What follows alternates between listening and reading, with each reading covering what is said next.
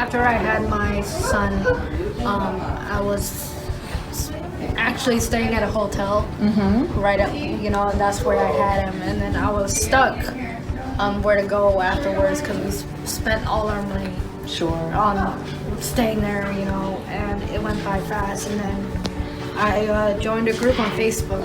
It's called Minnesota Blessing, and they recommended me Ruth's house. There are so many ways for somebody to become homeless, and it can happen to anybody at any time. I had always worked in social services. I had been a special education teacher, so I had done case management before.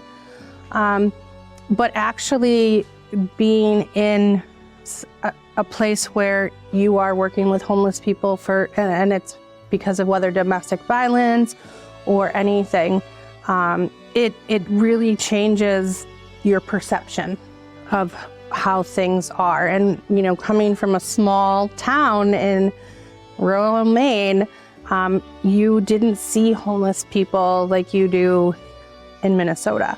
I think this is why I still do it, is everybody has their own story of why they became homeless or how they became homeless. And you're part of that, planting a seed to help them grow. And sometimes that's just being a good listener and listening to their stories. And other times it's just advocating for them. A lot of people have never had an advocate for themselves. And I think Ruth's House probably does one of the best jobs of having staff that advocate for residents, whether it's for housing, whether it's for county benefits, whether it's for anything. There's such a need for housing, and sometimes we have to turn people away because our waiting list is full.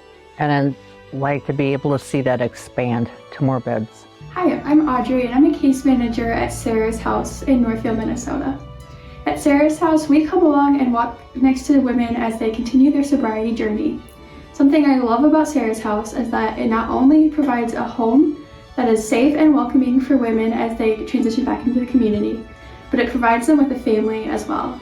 Something I love about Sarah's house is seeing how women build relationships with other residents, and they do life together, support each other, and do things such like cooking and sharing meals together. I was a recent resident of Ruth's house. I currently have just moved into my own place.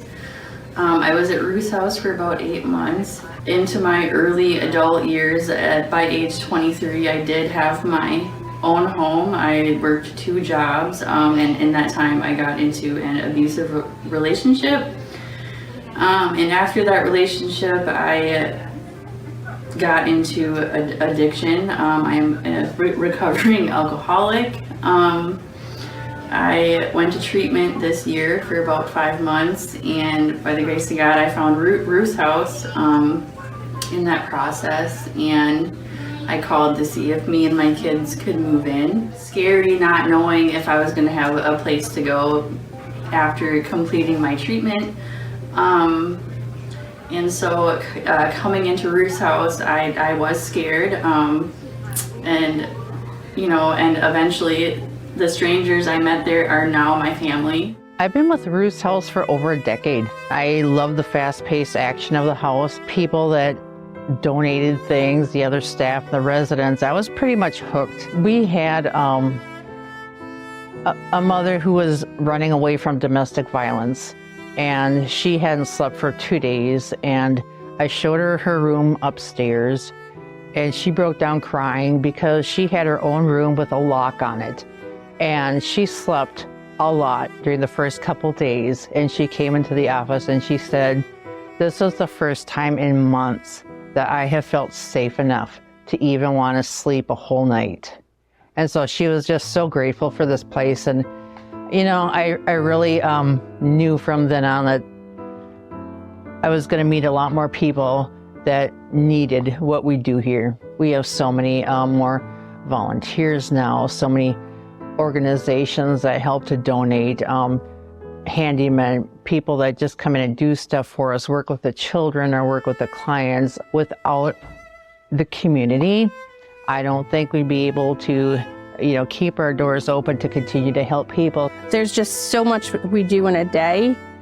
Sometimes it's just like, you sit back and you go, wow, we did a lot today, you know, and I sometimes say it to the resident once we're done working, like, we accomplished a lot today. And it's a good feeling to know that we've accomplished this and they've accomplished this.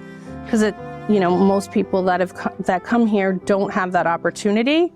So this is really a point for them to feel that success. And then that from there grows their self-esteem.